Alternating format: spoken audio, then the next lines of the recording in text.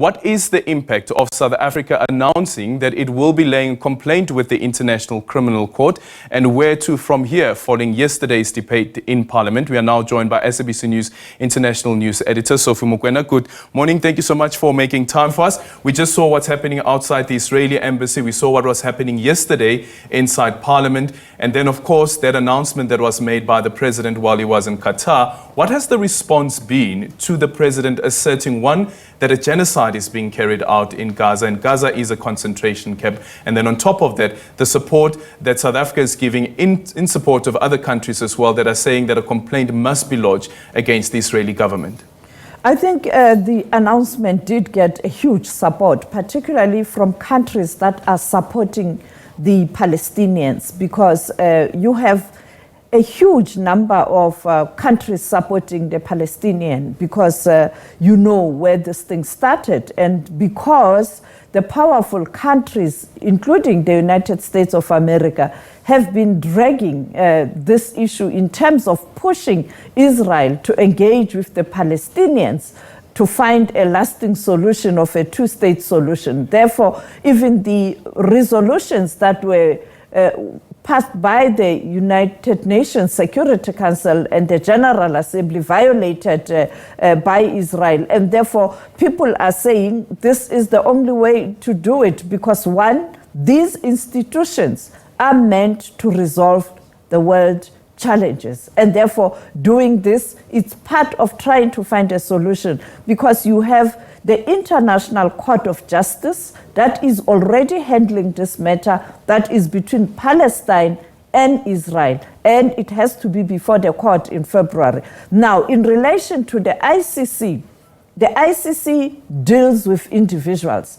Therefore, the referral will be directed to people who might be fingered or perpetrators of atrocities in the Middle East. And therefore, if you talk about Israel, clearly it will be directed to the Defense Force. It will be directed to the leader of government, that is Benjamin Netanyahu. In the same way, the ICC took a decision to issue a warrant of arrest against Putin in relation to taking the Ukrainian children. In this case, people are saying children of Palestine are not taken, where you can still have a chance to bring them back and they can survive.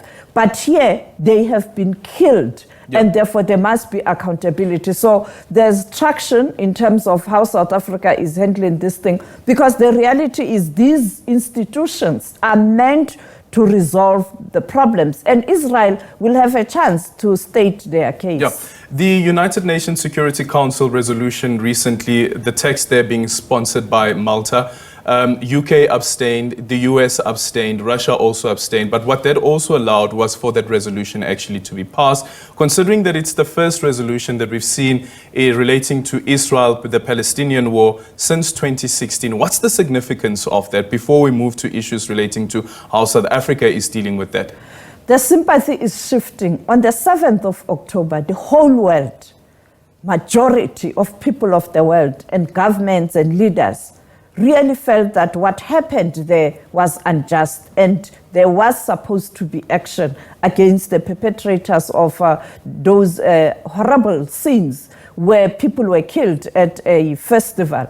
But now you look at the damage the Israel Defense Force has caused in Gaza, the loss of life, women and children being affected and being in the majority in terms of losing their lives, and the destruction of infrastructure, particularly the health facility. You know that even during war, you have to defend the hospitals. And therefore, that is why now it is shifting, and now Israel is losing that high moral ground. And that is why you saw what happened in the General Assembly and in the Security Council, where these superpowers who have been supporting Israel, who are saying Israel has a right to defend itself, saying, yes, a right to defend yourself doesn't mean killing children, because the resolution was about the plight of children.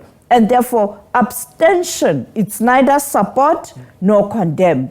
And you can use that at the Security Council. We've seen South Africa doing it with Ukraine. And therefore, if you have reservations in terms of how the resolution is crafted, but you agree majority of what's being said, the best option is to abstain. Yeah. So there was no, these superpowers didn't vote against. Yeah. If they had voted against, it would have been a blow. But it speaks to Israel, wake up, the scent is shifting. The Al-Shifa hospital and the Israeli Defense Force had argued that Hamas actually has a command center at the hospital. They have underground tunnels. It's been close to 48 hours now since they've entered that hospital. No evidence has been brought to the fore about the command center and as well about the tunnels as well. What does this mean for Israel and its war against Hamas? And I'm also reminded that Joe Biden said that he actually backs the claim that he's been made by the Israeli Defense Force. But then on the other end, also remembering that once upon a time, the US government insisted that there were weapons of mass destruction. You know, can you really trust the US in relation to intelligence when US has misled the world during that Iraq war? And there were no weapons of mass destruction. Today, Iraq, it's a former shadow of itself. It's a failed state. Libya, the same thing. Today, Libya is a failed state.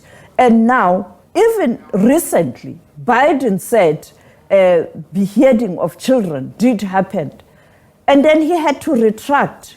And the fact that the officials in Pentagon are saying he is relying on information from Israel. This is one source. I think what America should have done is to insist that there must be an independent international investigation so that when we make pronouncements, you are able to substantiate, because you'll end up with the egg on your face, as it did happen in Iraq, it did happen in Libya. And therefore, I think the US, as it continues to support Israel, which is the prerogative and the right of America to do so, it must act in the confine of international law with clear evidence, because like you are saying, we are still waiting for the issues related to the tunnel, when we know that even in Israel, you have these kind of underground bunkers where people